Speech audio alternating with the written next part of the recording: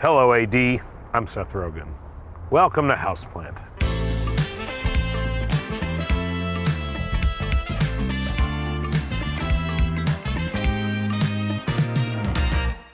This is a front yard. We've been operating a lot throughout COVID, so we've had a lot of meetings and get-togethers out here, outdoors. We're finally returning to the indoors, but people love cornhole in America. That's what I've learned. We have houseplant cornhole and a hammock. It's lovely out here. I've never napped out here. I'm not a big napper in general, I'll say. Napping ruins my whole day. I don't recover from a nap. Shall we head in?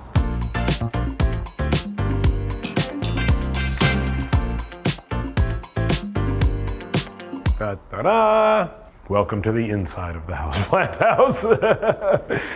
I'll be honest, we did not set out to base Houseplant out of a house, which is, as I say it was something you would assume we would have wanted from the get-go. We created a weed and home goods company called Houseplant, and we needed somewhere to base our operations out of. Kind of like a workspace for people to come hang out. We talk about our products a lot. A lot of our products are home goods, so we found to be able to see them in a home type setting was invaluable. We have actual an office type setting as well. That would be a very boring tour for Architectural Digest. But this space, we've conceived of a lot of our products in this space.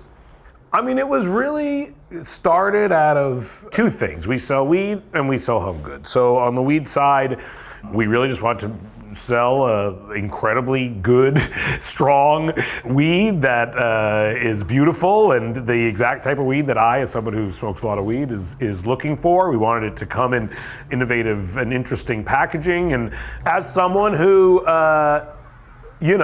smokes weed all day, every day, and has a home that they like to reflect their sensibilities and who they are and their tastes, I found myself really struggling to furnish my home in a way that complemented the fact that I smoke weed all day, every day, and also the fact that I wanted to have nice things around. And so we started making those things. This is a vase I made. I do ceramics as well. I've been making these gloopy glazes for a long time. That was a really early example of them. And we've been trying to find a way to produce at some sort of scale a gloopy glazed ashtray. And these are our first ones. And they're really beautiful. That's something I'm psyched about. It's just fun because we would brainstorm all sorts of just ways we could kind of express our love of weed in as many creative ways we possibly could.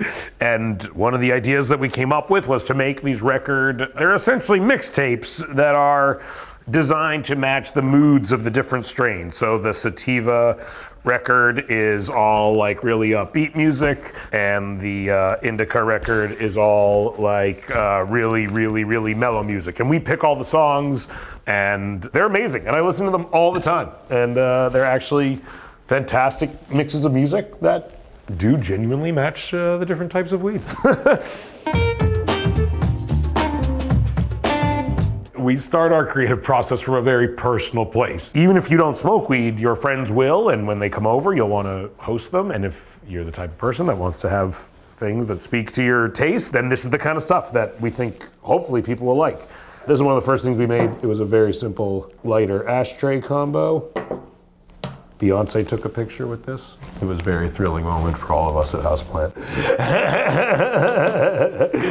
This is a rolling tray, which we're really psyched about. This is something that I've had for years actually, because we were working on prototypes of it. But this is so utilitarian if you smoke a lot of weed, but it's also very pretty and kind of nothing like it really exists. So yeah, we were really psyched about this. These sold out very quickly.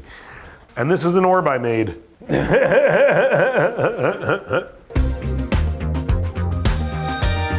This is based on my dog Zelda.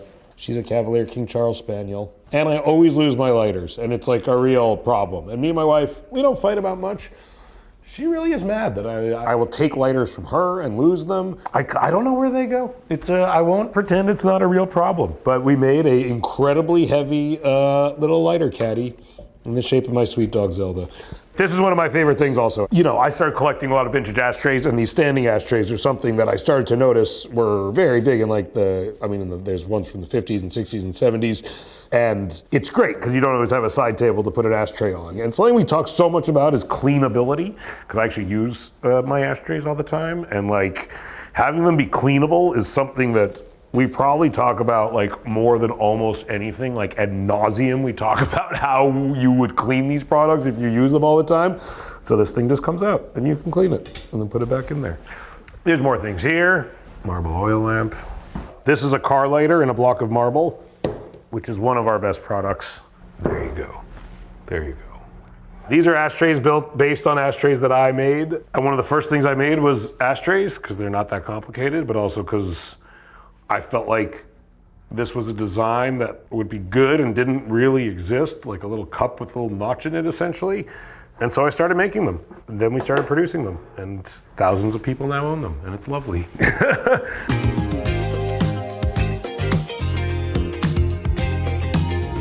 Our conference room. Do I look funny standing in here alone? Probably. This though, if you want to talk vintage ashtrays, this is one of the best vintage ashtrays. Walter Bossy? I'm not sure, it's one of those things I've never heard someone say it. Not a word being said a lot, but B-O-S-S-E, the guy who made this ashtray. It's a stacking hedgehog ashtray. And it's perfect if you're having like a dinner party or something like that, and there's a bunch of people smoking weed, and they're absolutely adorable. Yeah, there used to be a time, I mean, everyone used to smoke cigarettes because they literally thought it was good for you. And that was a bad time, but the good thing about that time is a lot of brilliant minds shamelessly funneled their creative efforts into making ashtrays. Thankfully, smoking cigarettes fell out of fashion, but unfortunately with it, ashtray ingenuity fell out of fashion as well.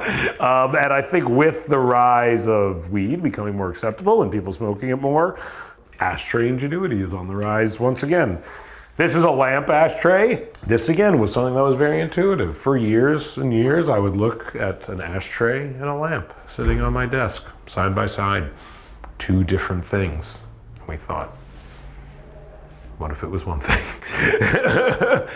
Yeah, and we like to we test them out in our own offices for large periods of time to make sure they work. I take everything home with me for like months and months and months, and I use it like to death to make sure that they work properly. This I had for like almost a year before we sold it, just making sure the grinder thing worked properly and the little dispenser thing, adding a little notch for the filters, reorienting it. Yeah, we spend a lot of time making sure that they're good.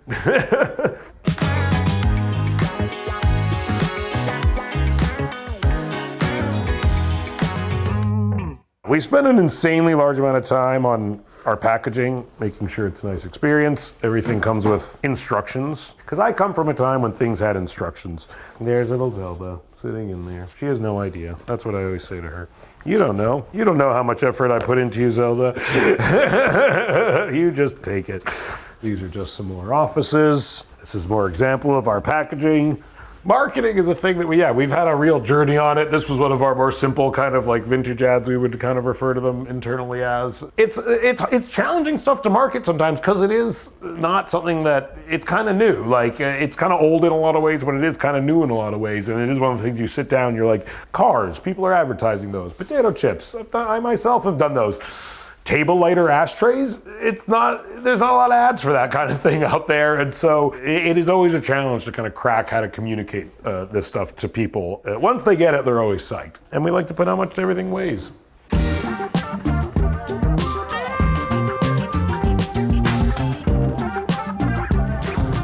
This is a workshop. This is a very old work table. Those chairs I actually think are from the movie This Is the End. Those green ones, we stole those from the set of that film. I stole a lot of the furniture from the set of that movie and shipped it from New Orleans back to Los Angeles and furnished our office and homes with it. So yeah, those two green chairs are for sure stolen from This Is the End. That side table might be as well. These were the first ashtrays I actually made. And the ashtrays we sell are based off of these designs, basically. These matches are funny because they were a printing error. Like, we did not intend to make matchbooks this big. This was a mistake. And then we saw them and we're like, that's actually really cool. We should embrace that. And that's a creative lesson for all of you. Or not. Sometimes you should not embrace your error, and you should send them back to the printer and say this is wrong. But in this instance, we like them. These are a small sampling of our vintage ashtrays. We at Houseplant have one of the largest vintage ashtray collections in the world. That being said, like I was saying, not something a lot of people are like jockeying for necessarily. You at home could very quickly probably become the owner of one of the world's largest vintage ashtray collections. But for the time being, we have a lot of them, and we find them inspirational, and they're great to have around. A lot of them are Italian, not shockingly. Italians leaned into smoking with style. There's some ceramic ones. A lot of the ceramic ones are actually from California. LA had a big ceramics moment in the 70s. These are hanging ashtrays, which are really cool. You tie them to a rope, hang them from trees and stuff like that. I like an ashtray that like has a deep well. Like this is, to me, is the perfect shape of an ashtray. You can rest your joint there, you can put a bunch of roaches in there and you don't see them, you can carry it around and ash doesn't blow everywhere, as opposed to, again, as beautiful as these are, like this is so shallow and you can see it. So like after one joint or whatever, it's just sitting there and you have to clean it, you know? And that's what's nice about those is it's not unsightly to not clean them all the time, and the ash doesn't blow everywhere, and there is a place to like rest your joint, you know? It really was born out of half a lifetime of smoking weed, just being like, I want an ashtray that does this, you know? But a lot of these are very beautiful, and the ceramic, the materials are gorgeous, and it's awesome.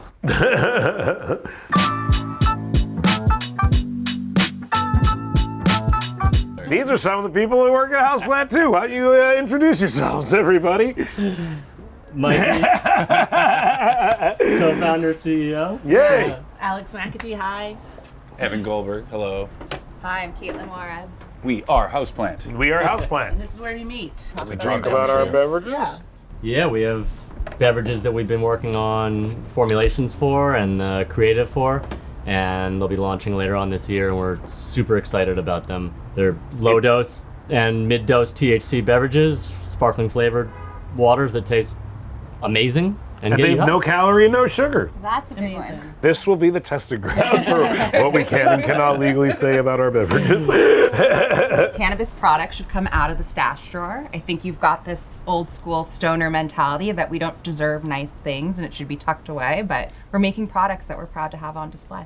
We like the company. We're committed to the company. We're not going to stop working Stop the company. towards the company. Stop the company. We really believe in this company. We do. You heard it here first, ladies and gentlemen.